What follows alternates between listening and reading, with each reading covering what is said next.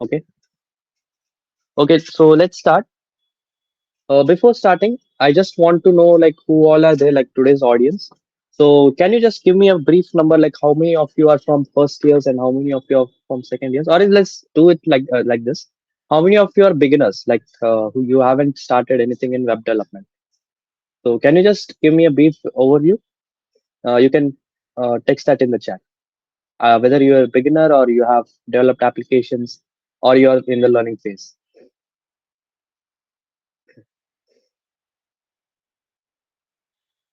Yeah, Jitesh, you can reply in three things. You're a beginner, advanced, or like you're in the learning phase.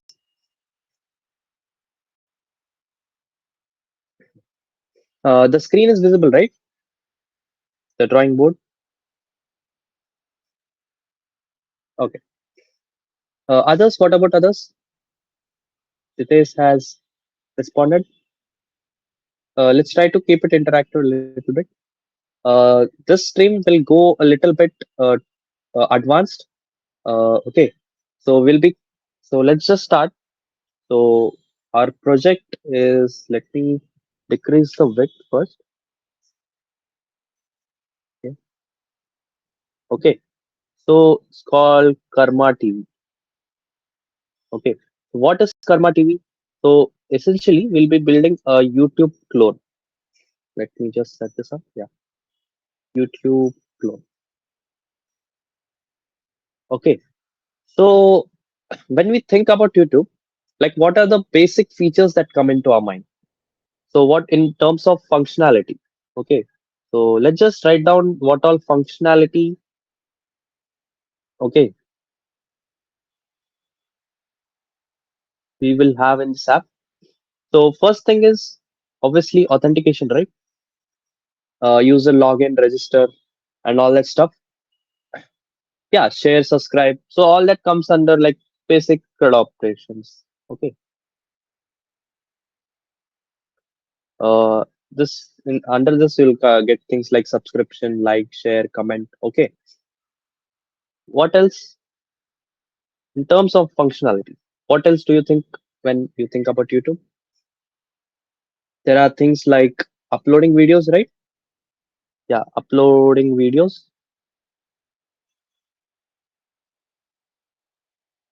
uploading videos. Okay. What else? Uploading videos isn't even enough, right? What else do we need? We also need to view the yeah we also need to view the videos, so there should be a way wherein our users can you know see the videos in real time, so types video streaming. Okay, what else can we think of? Obviously there are many features that YouTube has, but we are in like if you just try to have a high level overview about the basic functionality of YouTube, these are some of the features. And also there is another feature which is search, right?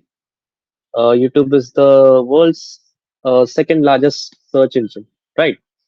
So these are some of the features that we can make out that YouTube has, right? So let me just scroll down a little bit.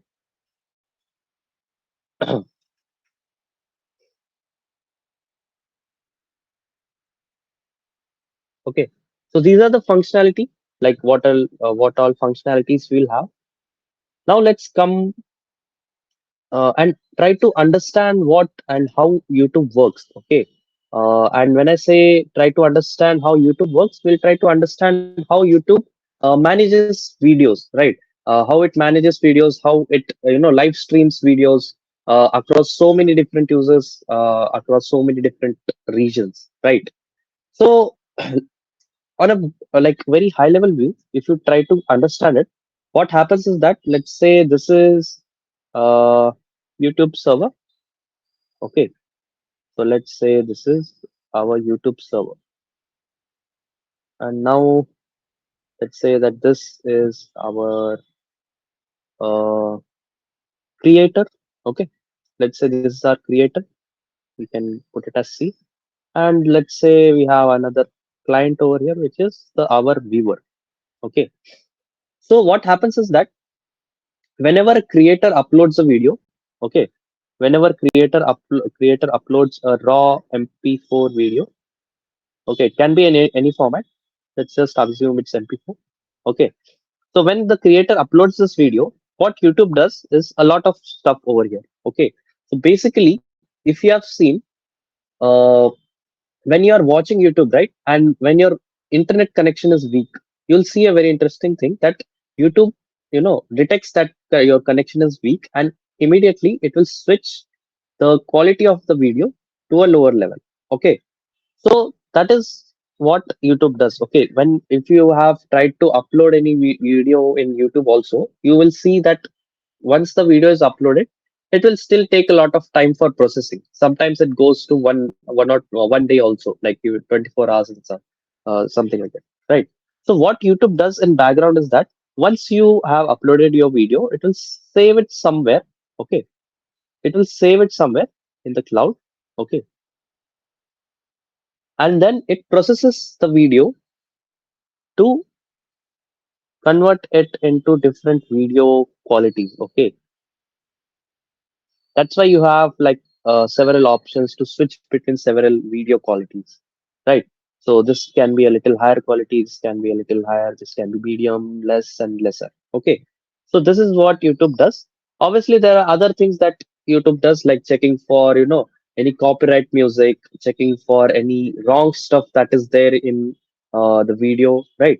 So that, let's not go over there right now because then it will be a little bit more complex. Let's just try to keep things simpler for now for this particular project, right? So, okay.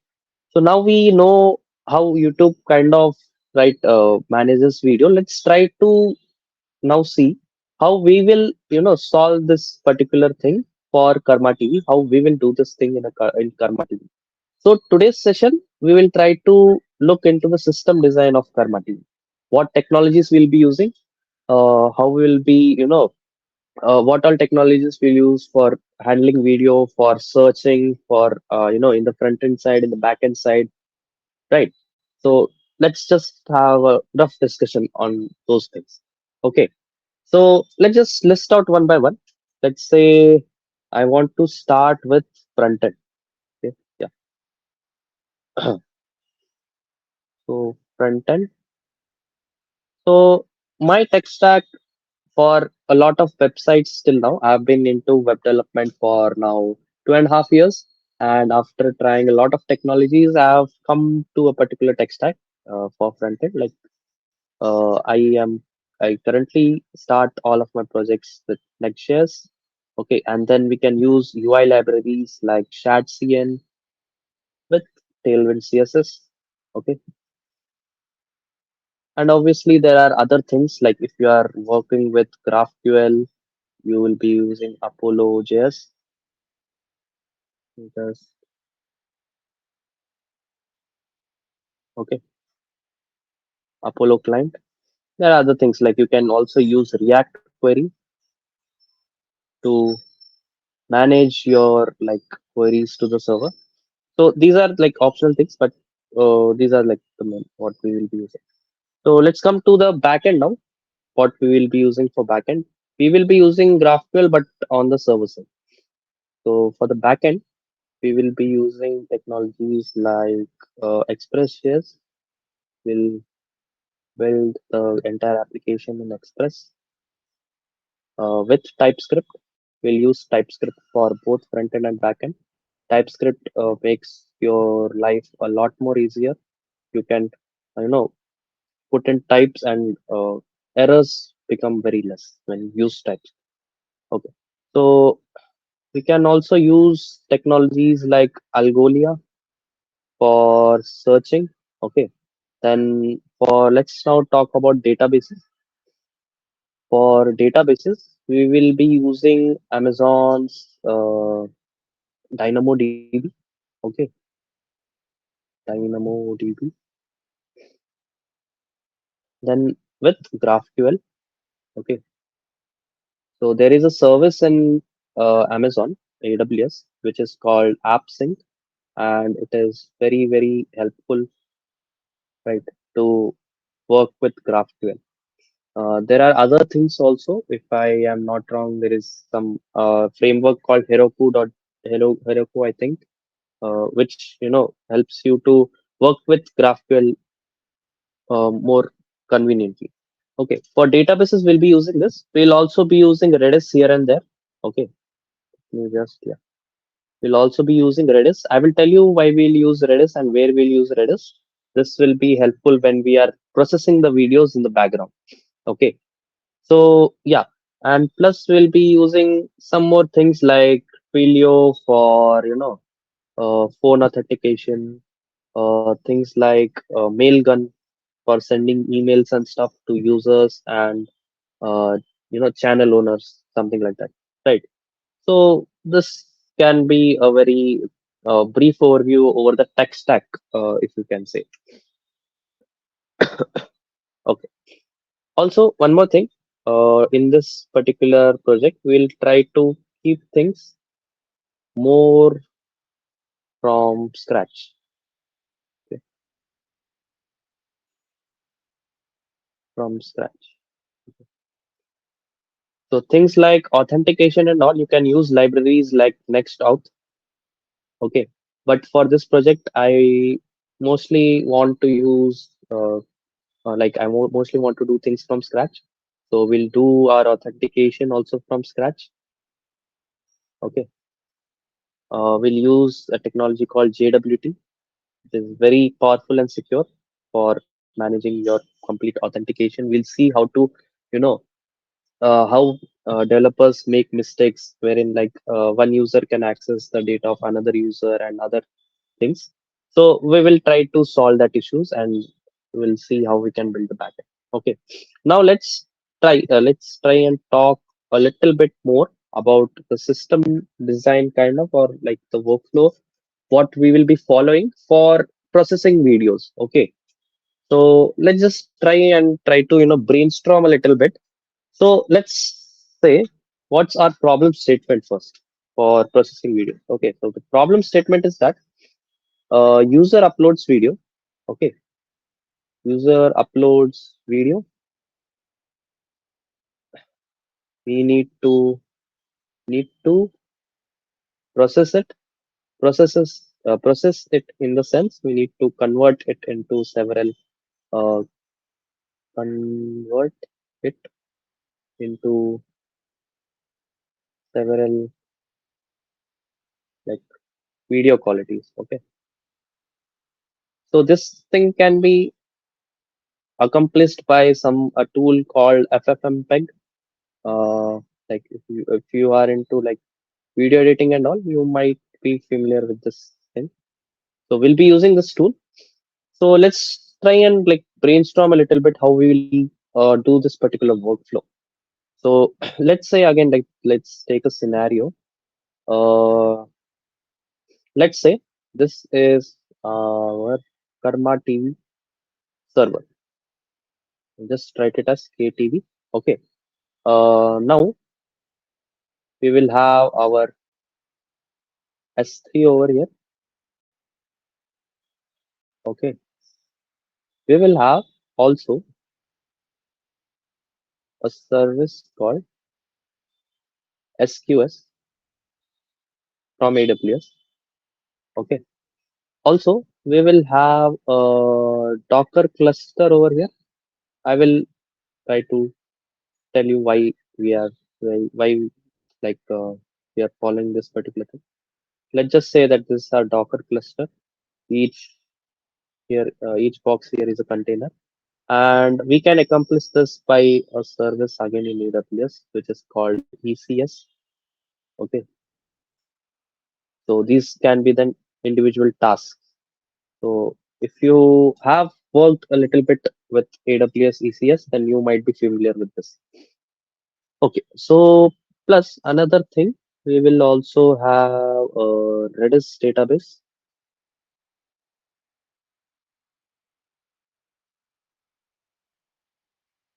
Okay, and let's say this is our creator again, and this is our viewer again. Okay, Okay. So this is a very rough plan. I'm just brainstorming at this point. We may or may not like mostly we'll be implementing it in this way itself, but while we are at the code, we will be doing some minor changes accordingly. Okay. So also let's put our Dynamo DB over here. So our main DB. So let's say that our creator wants to upload a video now. Okay. So let's say our creator is uploading a video. He has uploaded the video with things like basic metadata for the video that you take. Okay. Things like title, description. Okay. Title, description, and all that stuff. Now, once the creator has uploaded the video, what we will do is that this our server will create a UID, a unique ID, and it will give it to the creator. Okay, it will return a UID. So yeah, will return a UID, and we will have a dynamic URL in Next.js. Let's say it is. Let's just keep it how it's in YouTube, right? So in YouTube we have slash watch, and then we pass a query p, and then maybe you can put the video ID over here. Okay, so we will return this dynamic URL to the creator, and obviously this particular URL will load a page where you'll have a video. But this video won't be available until we are finished with we are finished with the video processing stuff. So what we'll do is that first thing you'll create a video ID, okay, and then you'll put it in the queue. Okay, so we shouldn't be using Redis over here. We'll There is some other place that we'll think of using Redis. Okay, so what we'll do is like first thing, this our server will create a unique ID. Okay, let's just erase this. Okay, yeah. So it will create a unique ID, and then it will return it to the creator, as well as it will store the basic metadata along with the UID in the main database. Okay. Plus, what it will do is that it will also queue the UID in this particular managed queue service provided by AWS. Okay. Now you can think of this as something like this over here. Okay. So we will have a queue. Let's say that this is a queue, and we have elements or like video IDs in this queue, which are waiting for which are waiting to be processed. So let's just put it in a more visual way. So this queue will go and feed the UID at the back. Okay. So you'll have ID, video ID, video ID. Okay. Over here in the queue. And also the server, what it will do is that it will upload the metadata over here, and it will upload the raw video file into S3. Okay. To be processed. And this particular when it's uploading the video to the S3 bucket, we will also store the URL of that particular or path of that particular video in S3 in the database along with this all metadata and all. Okay. Now what we'll do is that we will have this queue obviously. Okay. So we'll just maintain a queue, and this queue will be a queue which a queue of videos you can say, or else. Okay, a queue of videos waiting to be processed.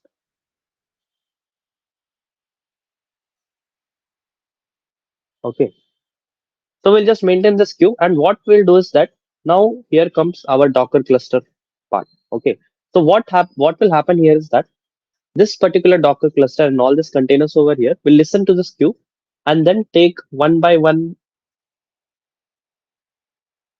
video ID and then process them. Process them in the sense, let's say this is our particular single Docker container. We can have multiple Docker containers in our cluster. It will take in the UID. Okay, it will take in the UID. It will process the video. Okay, so let's say we'll process the video, and then whatever files, like different quality of files that we are getting of videos, it will then store it in the S3 bucket again. Okay, and once this is done, it will also change the status of the video. So status change on process. Okay,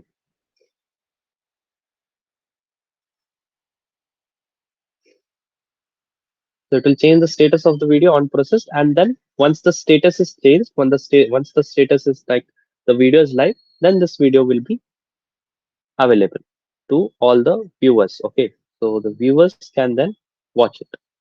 Until then, even if you see in YouTube, it has a similar kind of workflow. Once you upload the video, you will have this particular dynamic link. Once that dynamic link is there, like once you get it, the video won't be available until it's getting processed. Once it has been processed, then you will be like the video will be available to the viewers. Okay, so this is a rough overview like that we will be following for just the processing of the videos. Okay, so this is the system designed for processing of videos that we will be following in KarmaTV. Okay, so yeah, I think we are done with this. Okay, so now let's jump in the code and just like try to do some basic features today, like authentication and stuff. Let's try to set things up. Okay, so I'll just exit this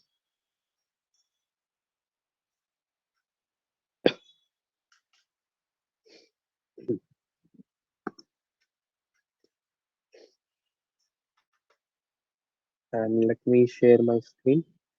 I'll share the entire screen. So let me just know if the screen is visible, right? Is my screen visible?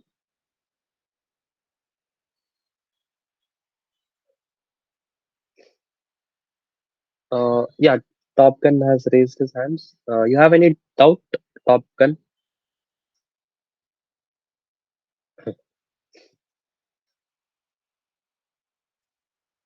Okay,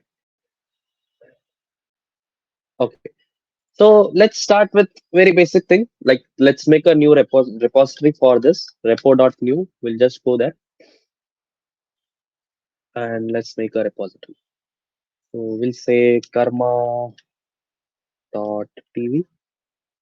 Let's make it a public repo so that you will also have the access for it. Okay. So the repo has been created. I'll just copy this SSH URL and then I'll go to my Avidya Labs website. Just spin up a workspace. Okay, and then I'll open my VS Code.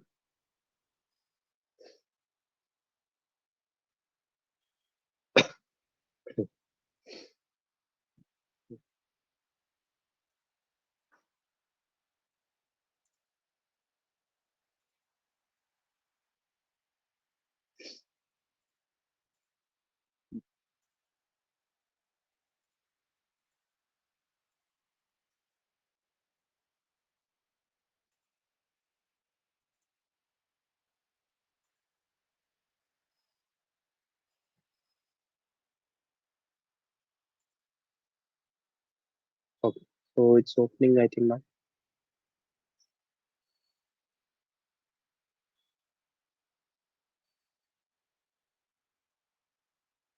Yeah.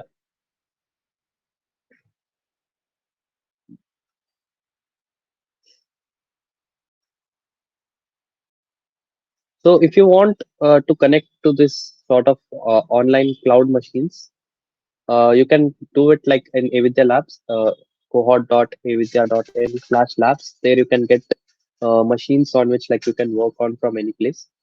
Okay. So moving on, what I'll do is that I'll just open up the terminal very quick and then I'll just clone my project. Okay. Okay. So then I'll open the folder. So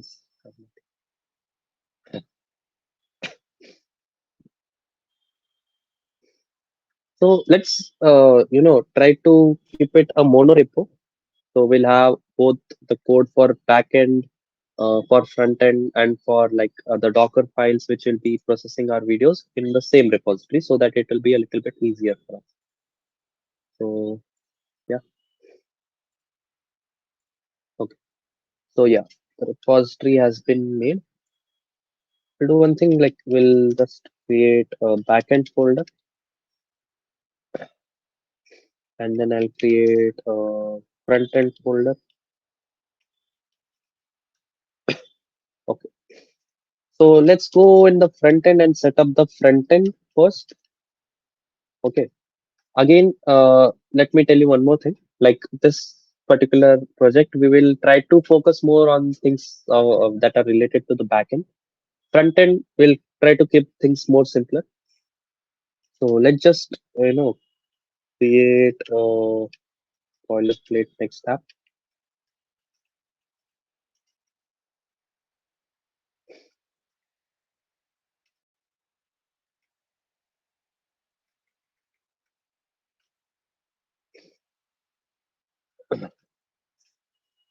Okay, so we'll be using TypeScript, ESLint, Tailwind. We don't need the source directly, and here we'll be using pages router for this particular project. I don't want to make it more and more complex. You should be actually using app router because it's like the recommended. The main difference is that in pages router everything is shifted to the client side. In the app router you have things like React Server components where everything is first processed in the server side and then the server sends you the raw HTML and CSS. Okay, so let's just go with pages router for now and let it set up the things for us.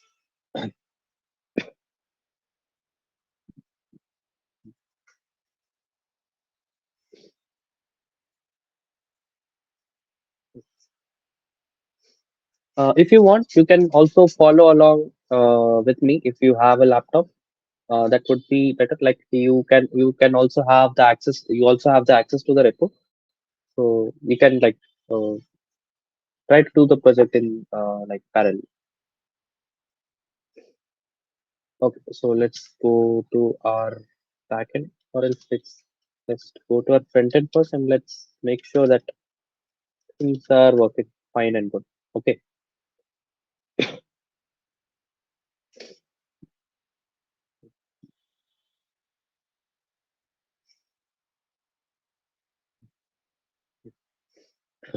Okay. So that's our next phase app. Now, after we do this, I have my preference is little bit different. Like I like to do a little bit things after this is done. So what I like to do is that first thing we'll make a config.typescript file wherein I'll put in all my things like environment files and all. I won't be using .env file because I use a little bit of different deployment method. So this thing works well with it. You can use .env file. Okay.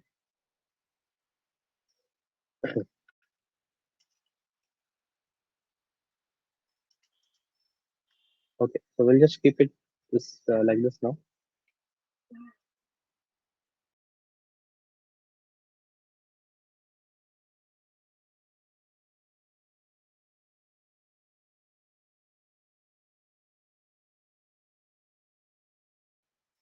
Yeah. So once this is done, also I will make a types folder. Okay, wherein we'll define our types. So we'll have a global.ts. After we make in decide the schema for the database and all, here we can then come back over here and then do things. Okay. So config also for now will like keep it empty itself. Okay. And then what I'll do is basic thing. like in the library folder. In here, we'll have basic things like front end functions and all. Okay, what all functions will have like authentication, getting comments and all. We'll put it in the library. Okay, so that we can reuse that functions in multiple pages, and we don't have to write that particular code or function in multiple pages. Okay, so I think for front end that's it. Now let's go to the back end and set up things in the back end. Okay, else I'll just do one thing. I have a project and just take in the package.json and everything from there. Setup will be a little bit easier then.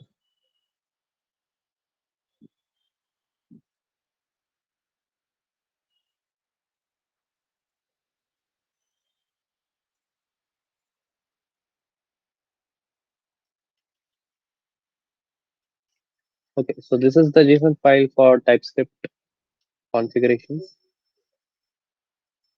And we'll copy the package.json.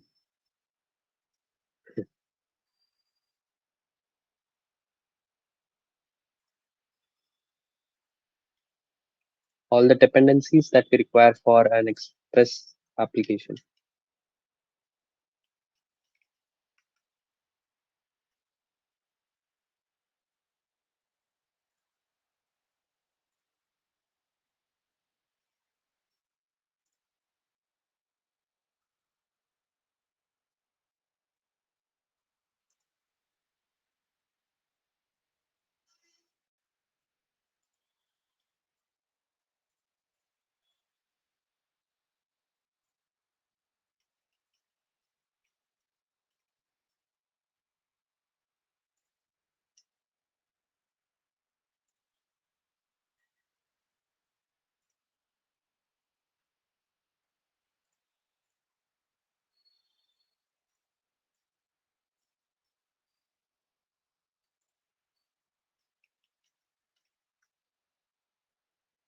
Okay,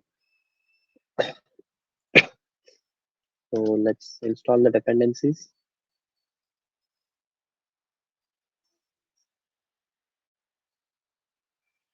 Okay. Now let's try to run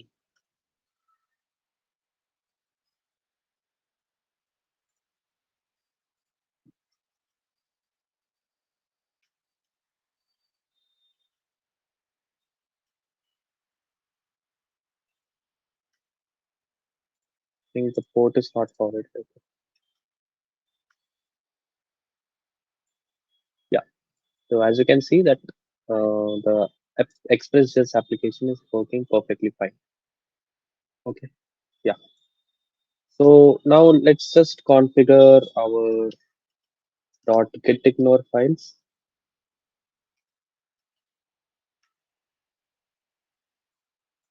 So we need to ignore node module. Okay.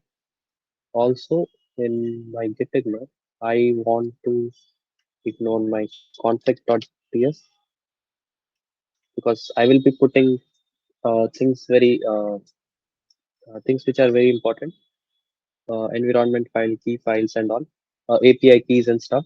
So what we'll do is that just so that you know what the config file looks like, we'll make a config.example.ts. Okay, and then we'll put in the structure of config.ts over here so that you can also know how to configure your particular config.ts file. Okay, so yeah, I think that is it for the basics setup.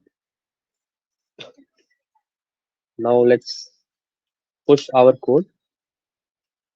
Say add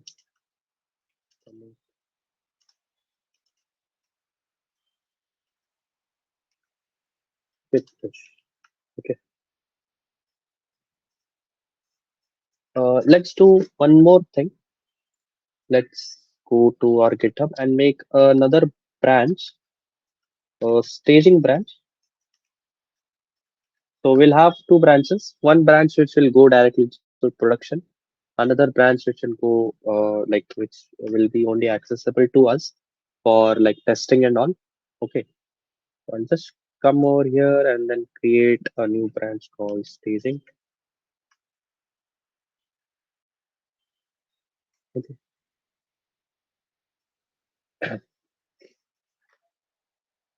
okay, that works. Now what we'll do is like just pull the branch over here, and then whatever changes we'll do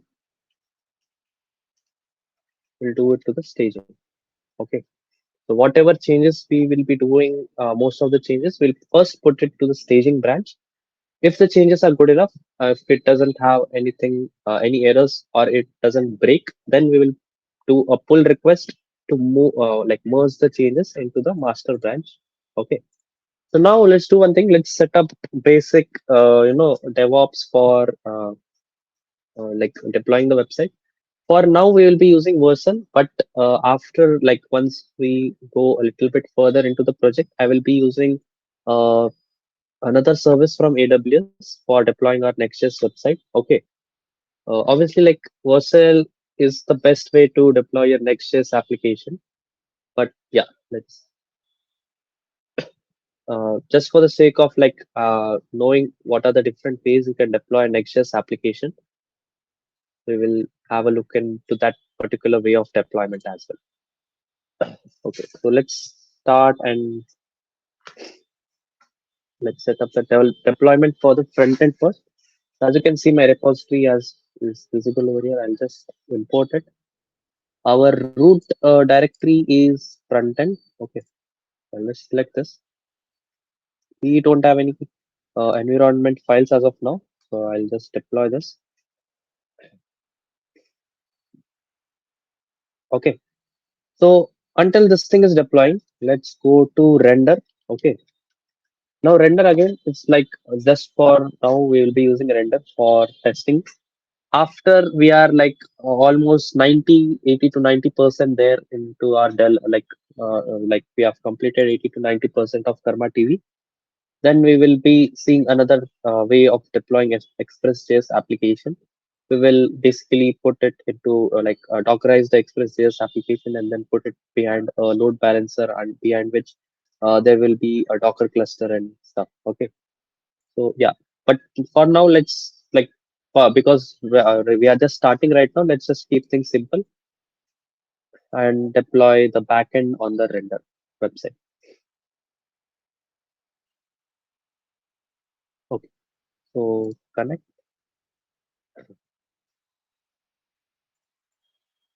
master and then root directory is backend. Our build command will be npm run build. Okay. Start command will be npm run start. Okay.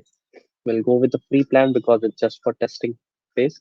Also, like if you are like planning to host this particular project for like use, you need to make sure about like this thing because render shuts down the instance which is like hosting your particular Express.js application if it's not being used for a long time.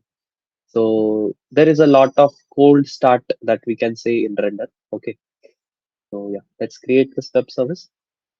Let's see if our next JS application has been deployed. It has been deployed.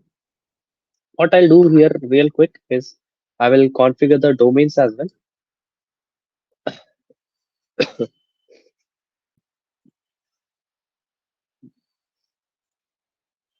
Close my VS Code for now. Yeah.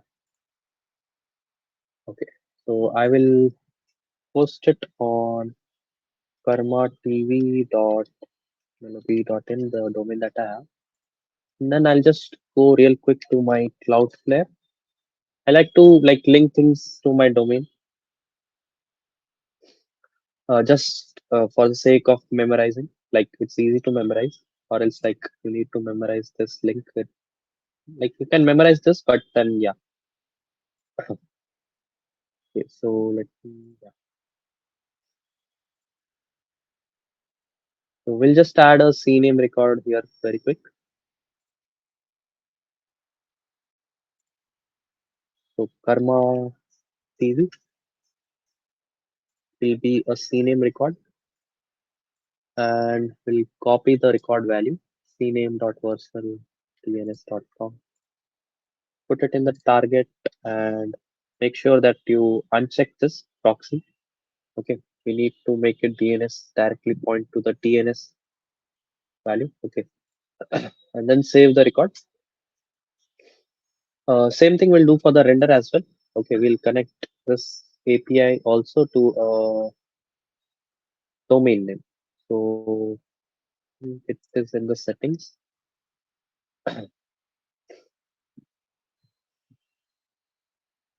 Yeah, custom domains.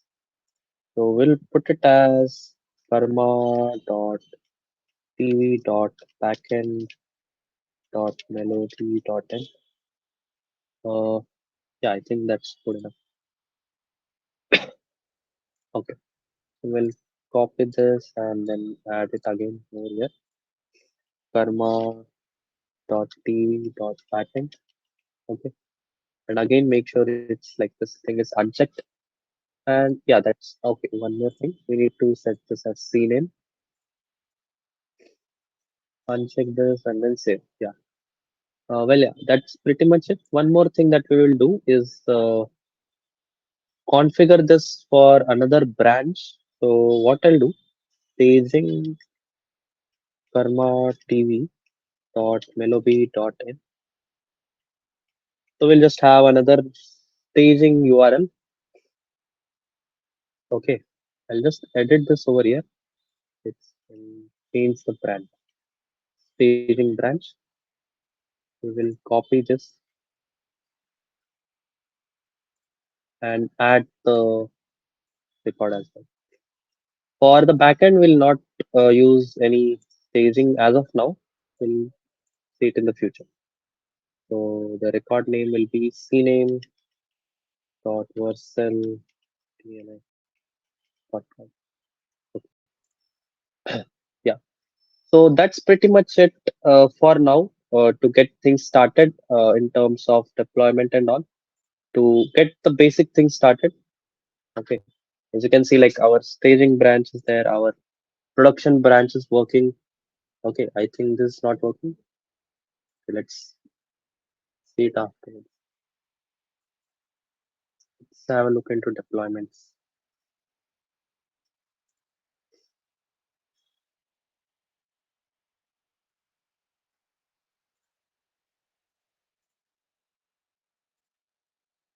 Okay, it did build the website, and what's the problem?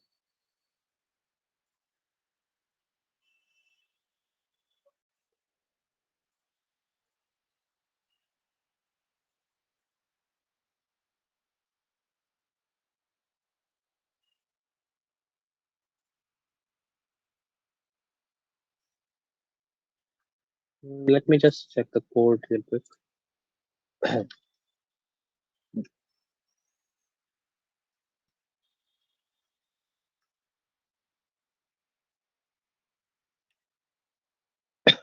Let me also check the chat so that let's see what you are asking.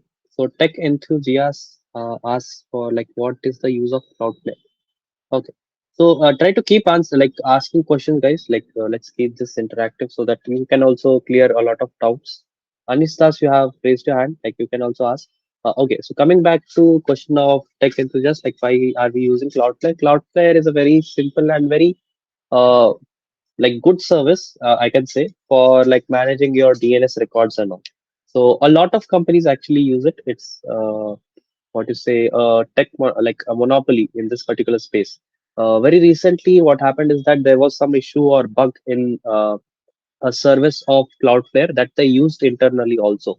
So it was a service called worker key values. Okay, so they were using this particular service internally, and there was some bug due to which this particular service went down, and due to which most of the services in Cloudflare weren't working. So because of that, for 2 to 3 days, a lot of websites were down. Okay, including a lot of my websites as well. So by this itself, like you can understand how much more like monopoly Cloudflare has, right? Okay, you are asking some other questions. What is the use of Cloudflare workers? Okay. So apart from offering basic things in like DNS, like managing your DNS records and all, Cloudflare has a ton of other services, and like they are like keep on adding a new services every month for now, like now. So they have services in AI, they have services in like pages. So like Cloudflare pages is very similar to like what Vercel has. Like you can deploy React applications, you can deploy HTML applications, Next.js applications in Cloudflare pages. Cloudflare workers is kind of like what to say, Lambda functions kind of thing. So, for example, you have a particular what to say, like you want to make some API, then you can just and like you might like the use case is very small, then you can like deploy it on Cloudflare workers. It provides you a lot of like convenience, and it's good to start with. Yeah, what are the competitors of Cloudflare? Okay. Competitors, as in like there are many competitors now. For example, in AWS we have Route 53.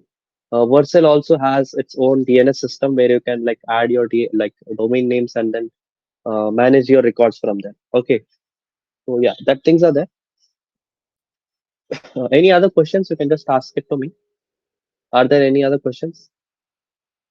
Meanwhile, we'll try to solve this particular issue. I have no idea why this is happening. Should be working though. Let's have a look into the logs why it's giving us 404 error. Try to refresh.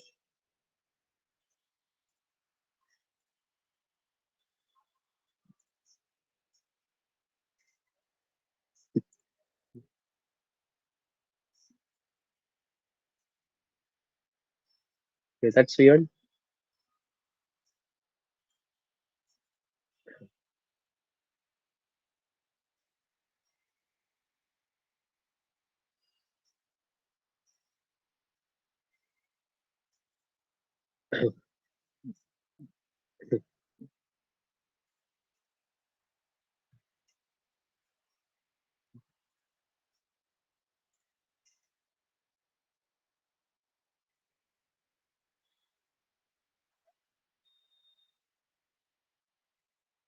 Let me just see what are my build settings.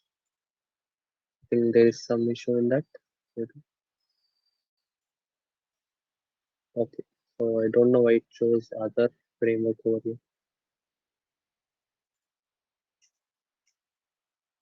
Okay, I think this was the error.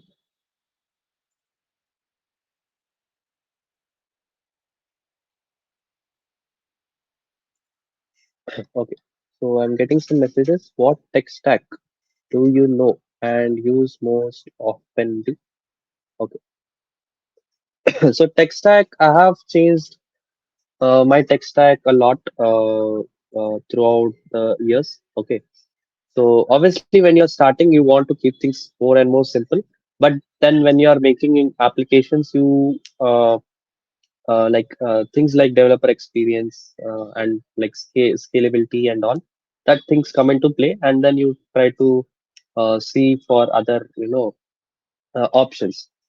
So obviously, like when I was starting, I'll tell you in terms of databases. Okay, so I started with Firebase, but like if you see, I very what to say, very early I found out that Firebase wasn't working out much because like it has several issues in terms of security as well.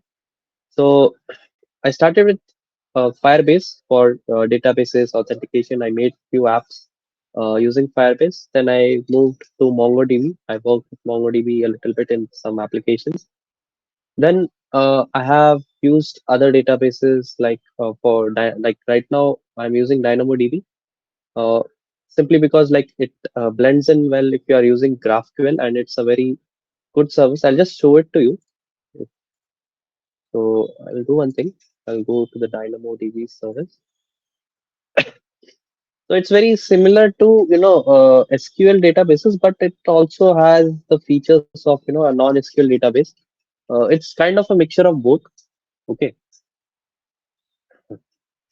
Also, like Postgres is also a good option. I am actually using Postgres in some of my applications. So, for example, we have an application called loopspace.link. Okay, so this is a URL shortener that I had made a few days ago. Okay, so this runs on Postgres along with Prisma. Okay, Prisma is an ORM.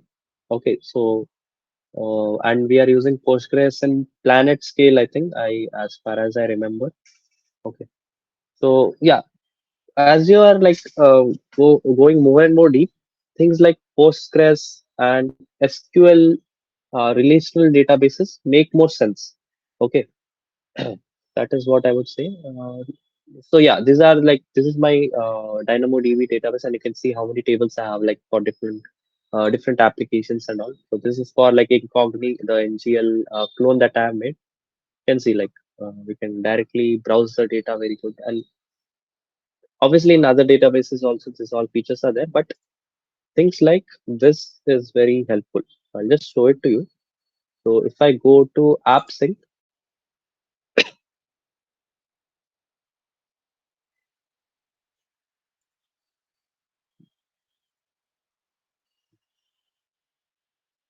AppSync lets you create APIs. This is a service from AWS itself.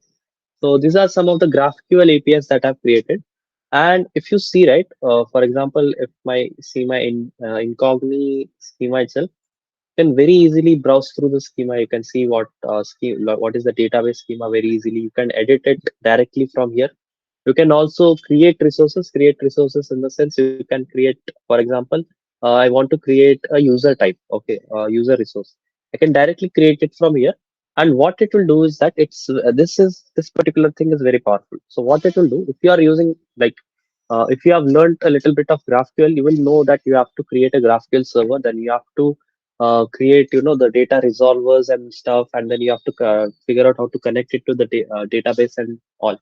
So that part is very, very like time taking thing in GraphQL, but it compensates when you are using GraphQL in the front end. It's very easy when you are using GraphQL in front end, but when you are making GraphQL server, it's very time taking process.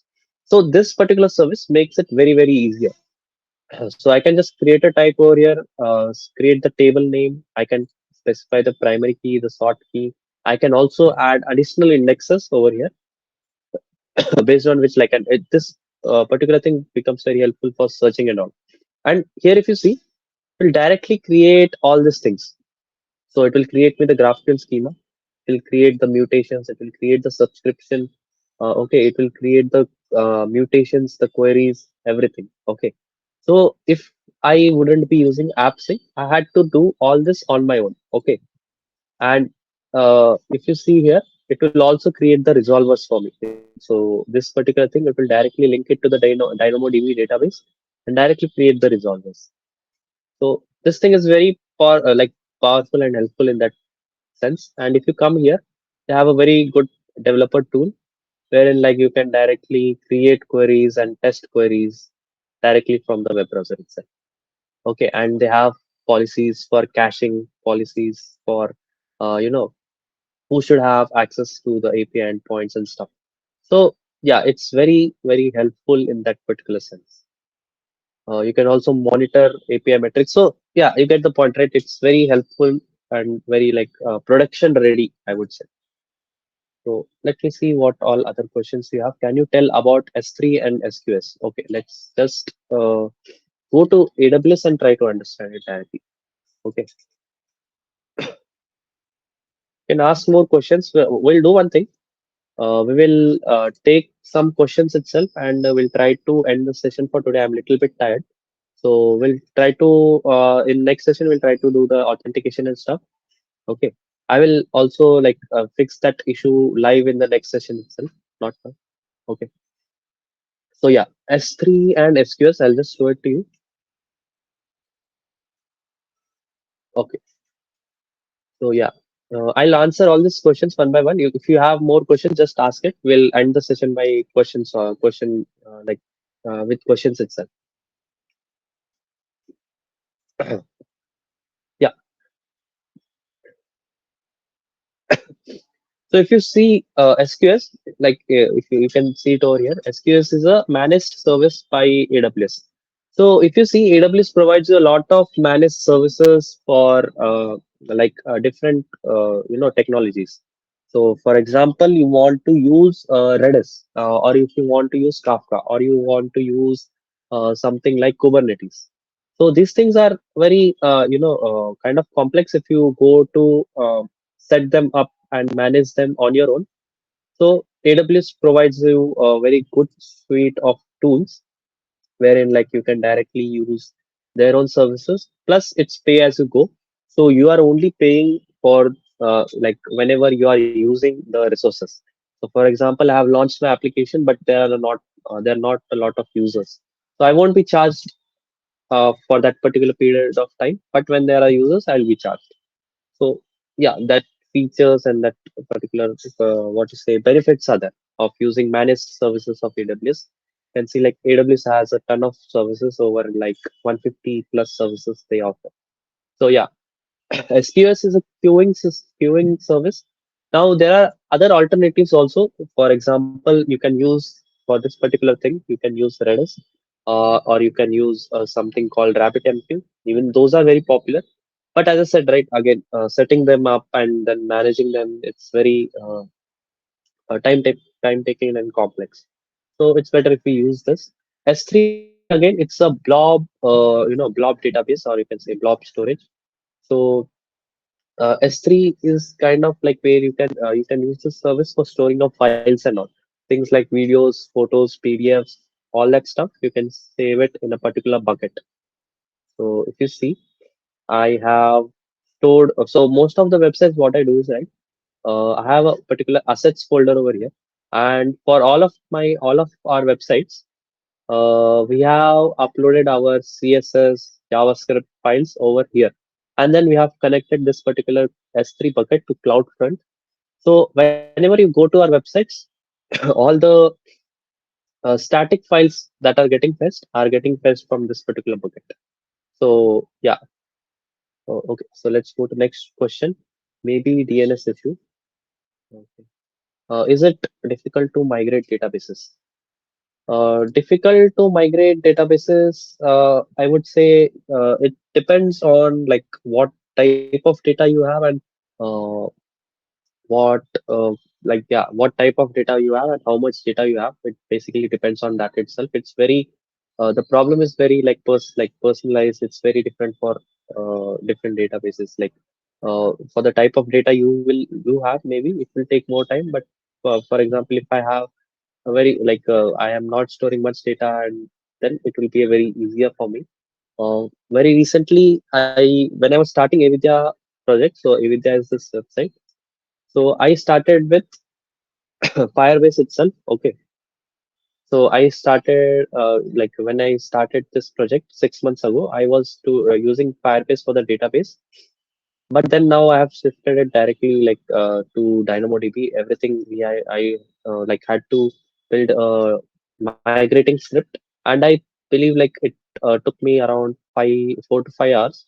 It was the data of around 100 to 150, no, 100 or 120 euros. Yeah. So yeah, it depends mostly on the type of data you have and how much data you have. Okay. What is an ORM? Okay, why most of the people are using Prisma and Postgres.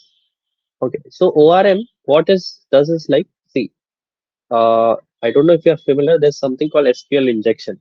Okay, now what happens is that ORMs like Prisma and all, they give you you don't need to write direct SQL queries directly with the help of objects itself. You can query and do mutations, perform mutations in the database.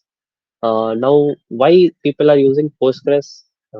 Why many people are using Postgres? I don't know if many people are using Postgres, but if you want the reason of why one should use Postgres, then I would say first thing, Postgres is a production-ready database. Okay, a lot of companies which serve millions and millions of users, they use Postgres because if you see a single table in Postgres also, it can handle multiple millions and millions of records.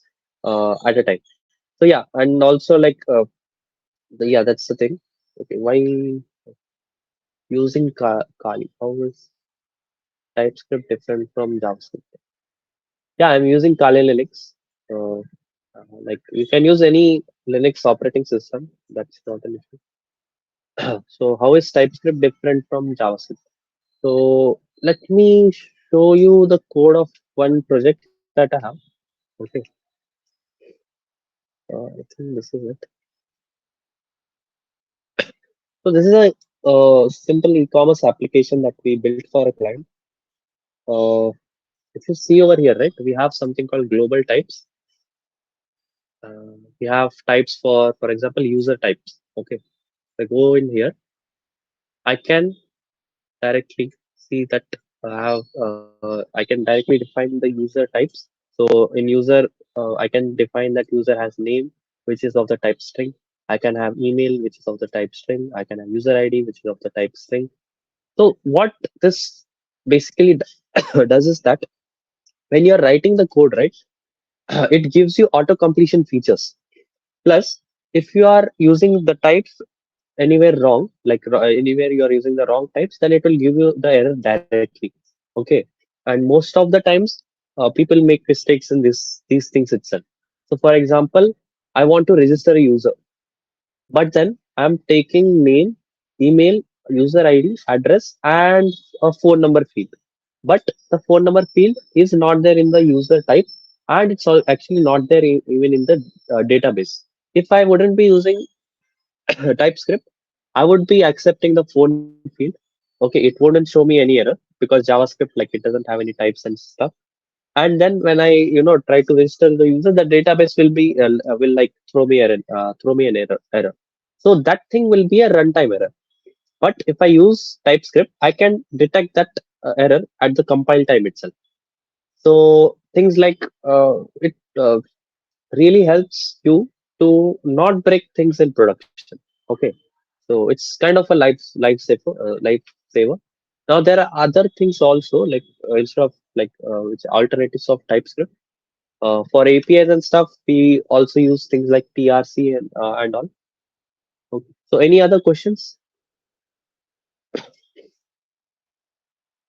If there are no questions, we can, I think, end the session.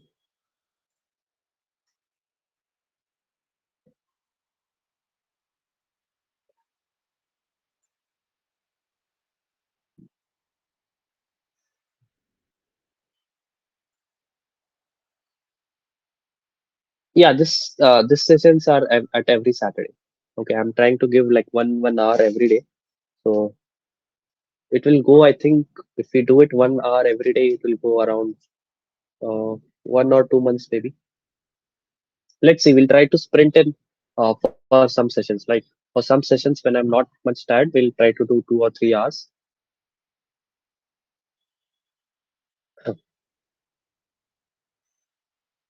Okay. Okay, then I think let's end the session. Can you take a session on AWS also? Okay, we can take a session, but that would be a workshop kind of thing.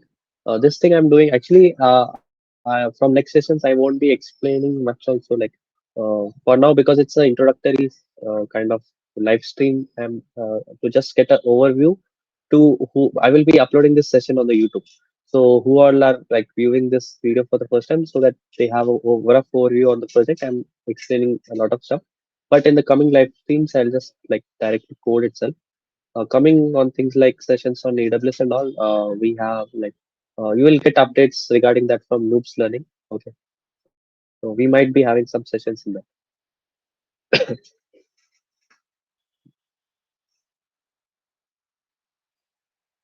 Okay, do you know Flutter?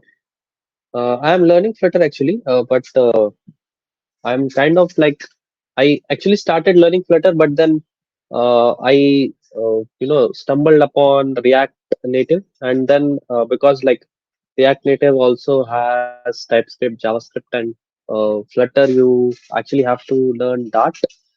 I actually don't have much time to learn a completely new language because currently I'm stuck with several projects. So I'm actually working on React Native itself. So there is a tool in React Native called Expo, which is a very good tool for like provides you a lot of good tooling and stuff, which Flutter provides you.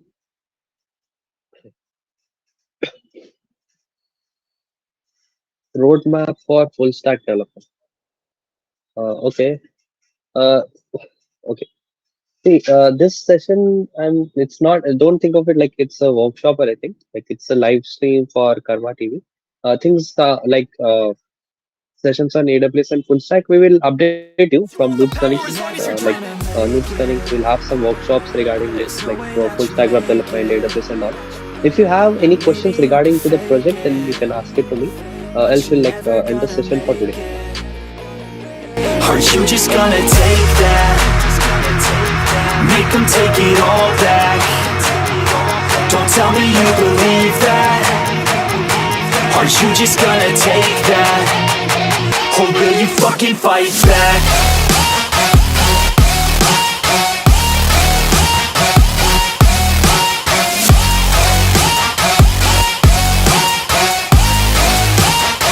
Or will you fucking fight back?